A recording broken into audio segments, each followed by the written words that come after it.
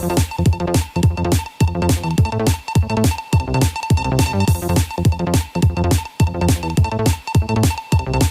સમાચાર મળી રહ્યા છે। કોંગ્રેસનો હાથ છોડી ભાજપમાં જોડાયેલા નારાયણભાઈ રાઠવાનું ભાજપ કાર્યાલય ખાતે ભવ્ય સ્વાગત કરવામાં આવ્યું।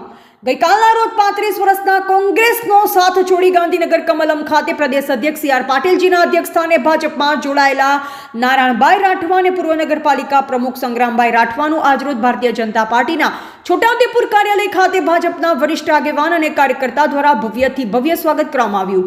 તેમને ભાજપનો ખેસ પહેરાવી ભારત માતા કી જયના નારા સાથે તેમને આવકાર્યા હતા।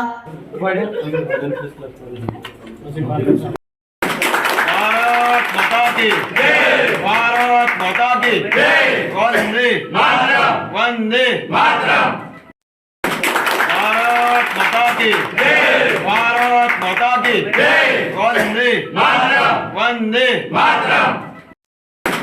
भारत माता की जय, भारत माता की जय, वंदे मातरम, वंदे मातरम।